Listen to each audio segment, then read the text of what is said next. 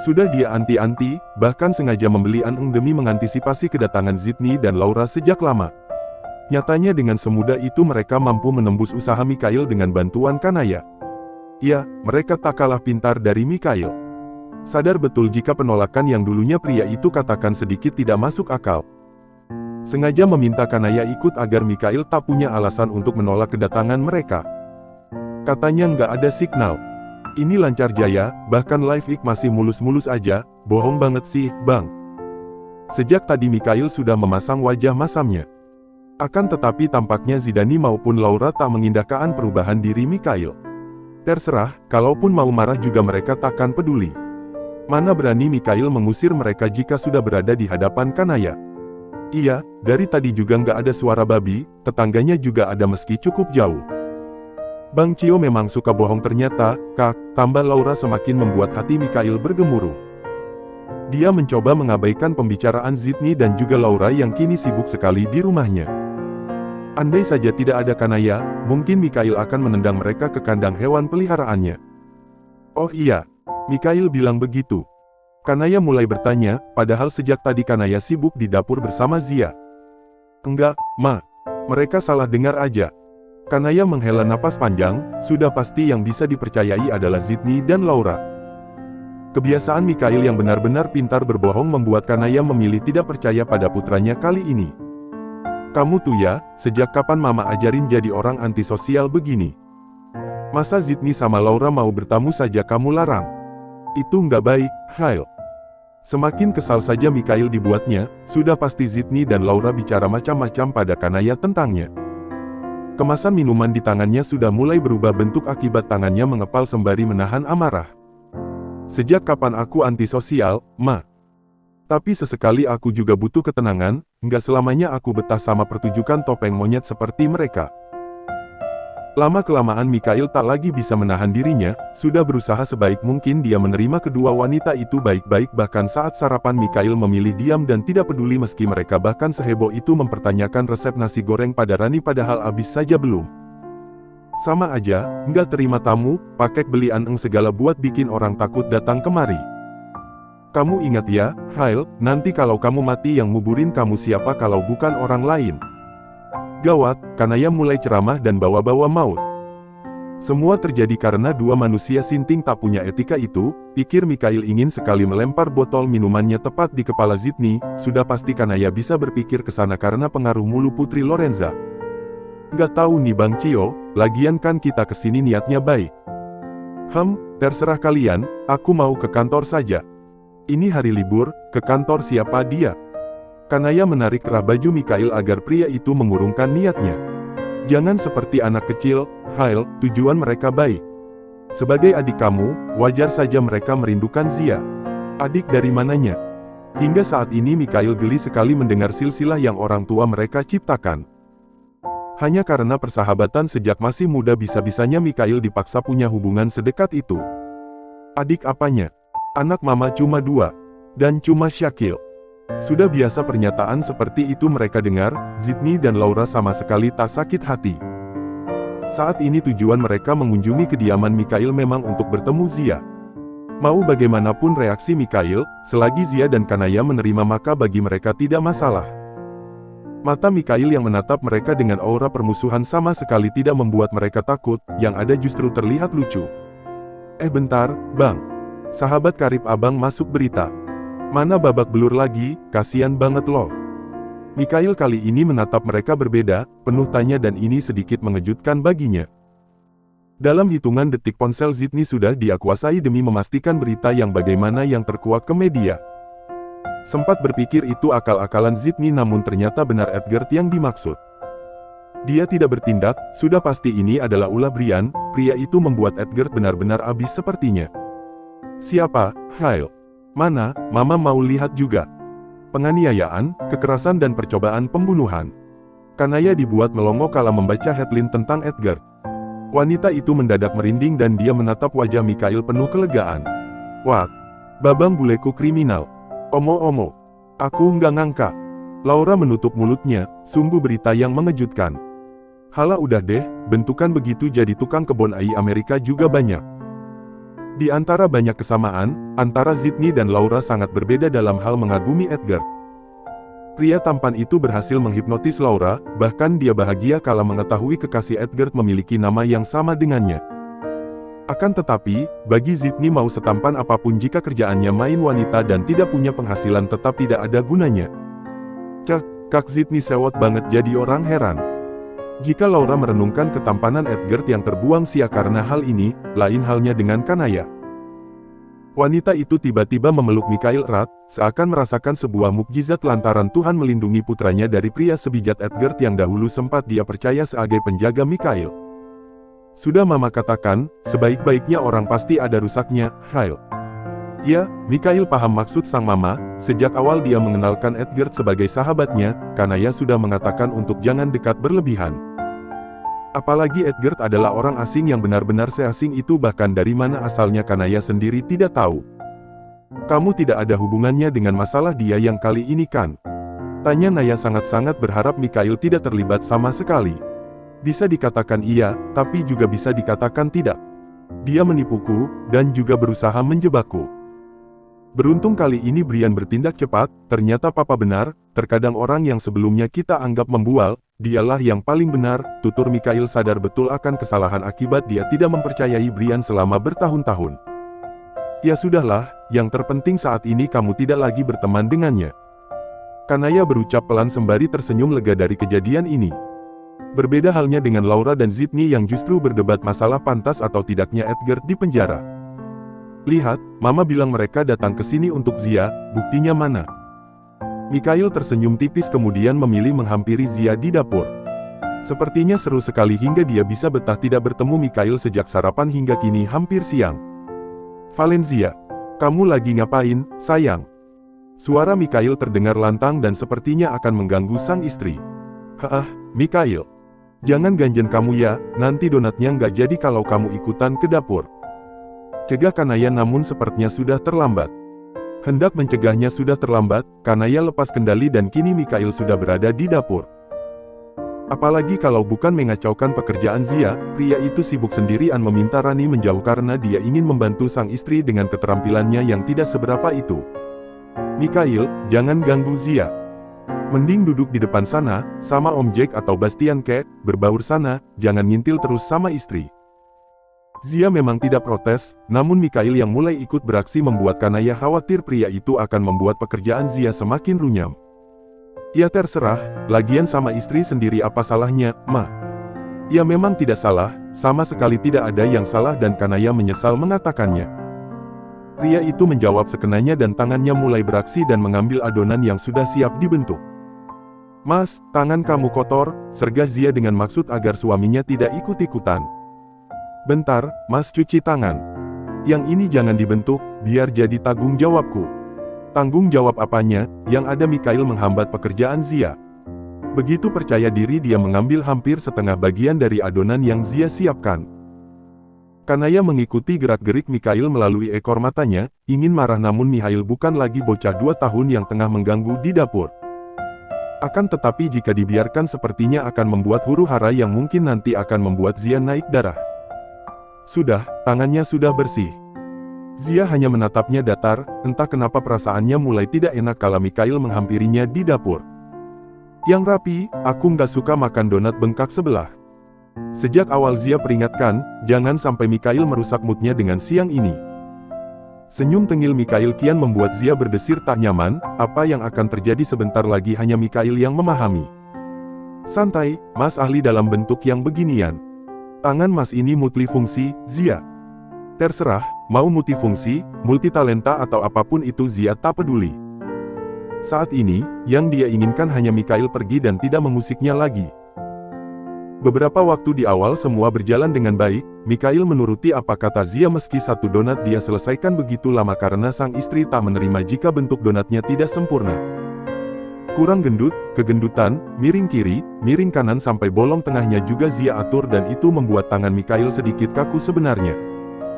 Pria itu tak menyerah sama sekali, meski dia bisa paham sebenarnya Zia yang begini hanya berusaha agar dirinya tidak betah membantu. Hingga, di pertengahan perjuangannya, tanda-tanda menyerah Mikhail mulai terlihat. Bukan menyerah benar-benar pergi melainkan menyerah menuruti kemauan Zia. Bentuknya mulai aneh dan tak lazim hingga Kanaya menoyor kepala Mikhail tanpa sadar. Ada mama loh, Hail. Bisa-bisanya buat bentuknya begitu, omel Kanaya menggema, benar sekali jika firasatnya di awal tidak pernah salah. Cek, apa sih, Ma? Ini namanya donat laki-laki. Yang itu perempuan, jawab Mikhail sekenanya sembari terus membentuk adonan donatnya memanjang, benar-benar tanpa beban dan wajahnya tampak biasa saja. Donat laki-laki apanya, nggak ada bentuk donat begitu. Ubah. Sentak Kanaya tak habis pikir kenapa putranya semakin tidak waras begini, bukan hanya tidak bisa diatur tapi justru sengaja menentang. Ini lebih simpel, lagian makannya lebih kenyang. Kenyang gimana? Orang bahannya sama, donat normal juga bikin kenyang, pungkas Kanaya tak mau kalah, dia yakin menantunya yang terdiam bukan berarti menerima kelakuan Mikhail. Akan tetapi dia malu menegur pria itu di hadapannya. Mama lihat, bentuknya elegan dan gak ada bolong tengahnya. Penjelasan paling masuk akal sekali, tapi percayalah penjelasan itu semakin membuat Kanaya ingin membalurkan tepung terigu ke wajah Mikhail. Ya, setengil-tengilnya Ibra, sepertinya baru seperem tengilnya Mikhail. Gak ada yang begitu, buat yang benar Mihai. Donat itu bulat bukan lonjong. Teriak Kanaya semakin kesal saja, Mikhail pikir mereka yang ada di sini tidak paham maksudnya apa. Donat Mikhail lonjong mama mau apa? Lagi pula Zia gak marah, iya kan, sayang? Mikhail menggerakkan alisnya, sudah Zia duga senyum tengil yang sejak awal dia perlihatkan adalah pertanda buruk di masa yang akan datang. Jika saja mereka hanya berdua, mungkin Mikhail akan lebih gila lagi dari kali ini. Terserah mas, makan aja sendiri, tegas Zia tak terima penawaran. Hendak melarang juga percuma, Mikhail tetap akan jadi pembangkang dan mana peduli dia meski sudah dilarang. Meski dalam beberapa keadaan Mikhail amat penurut, namun untuk hal yang kali ini terlihat jelas pendirian Mikhail akan sangat kukuh mempertahankan mahakaryanya. Kok gitu? Mas sengaja buat ini supaya kamu nggak sulit gigitnya, sekali hap. Ini juga pas di mulut kamu. Kanaya tersedak ludah, anak kecil yang dulunya kerap merengek minta waktu tambahan mandi bola kini sudah melewati batas kedewasaan. Kanaya tak sebodoh itu untuk menemukan makna tersirat dari balik ucapan dan ekspresi Mikhail yang sengaja menggoda istrinya. Mama kenapa?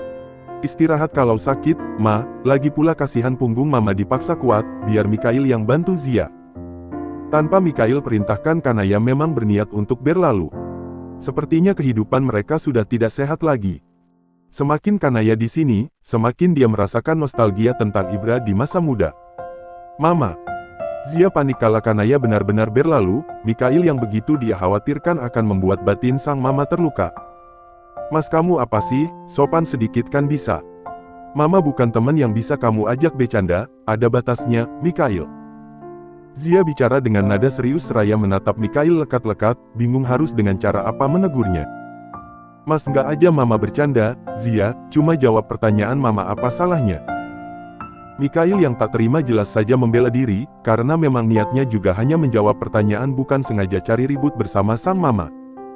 Ya apapun itu, nggak semuanya bisa mas jawab seenaknya seperti tadi. Lihat, mama sampai pergi itu karena kamu nggak bisa dibilangin.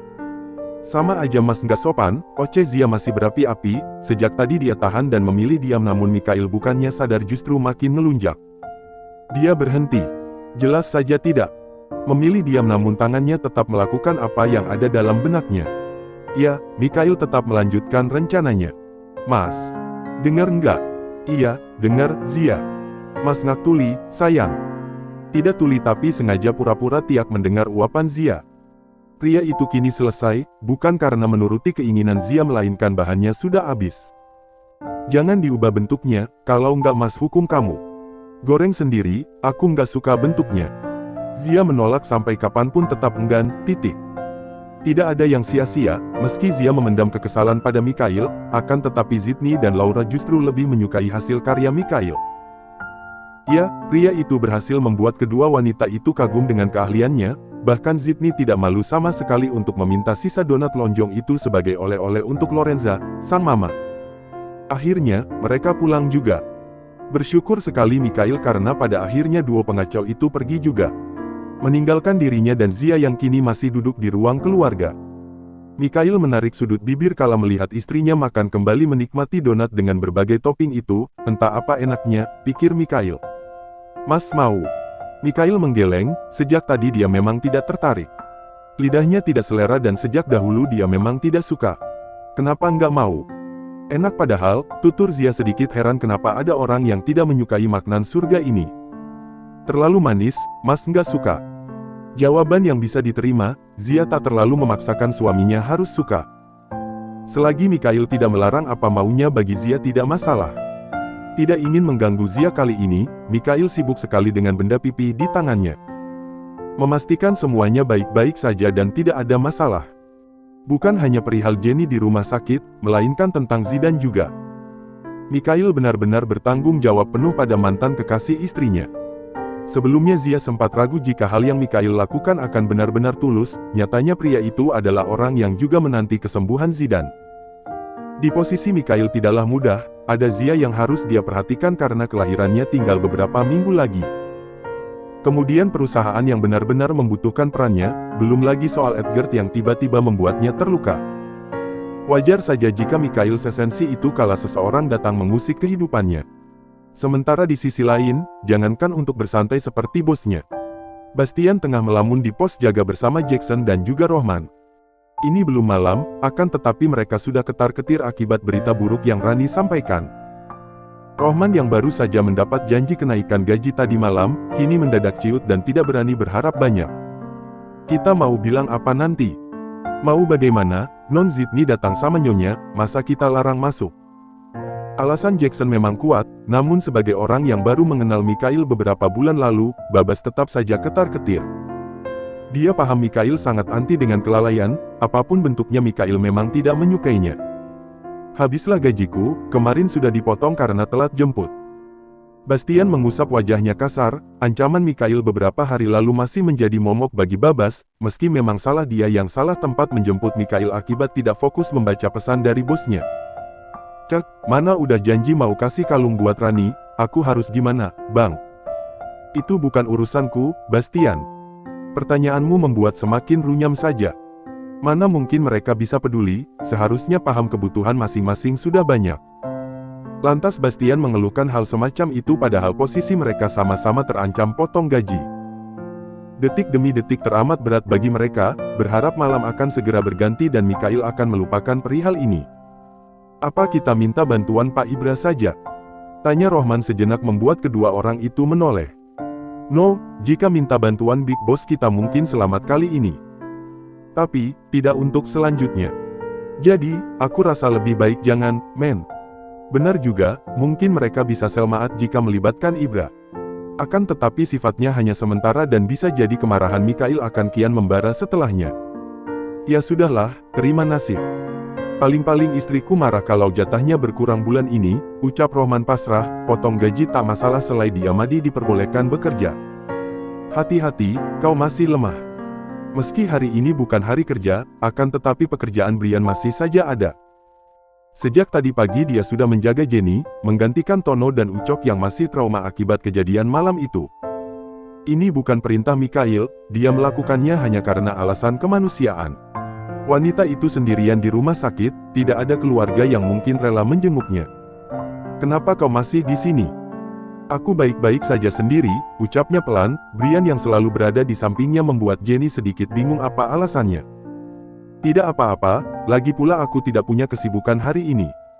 Ada banyak alasan Brian tetap di sisi Jenny, yang pertama jelas saja demi membuat wanita itu buka mulut karena pernyataannya sangat dibutuhkan.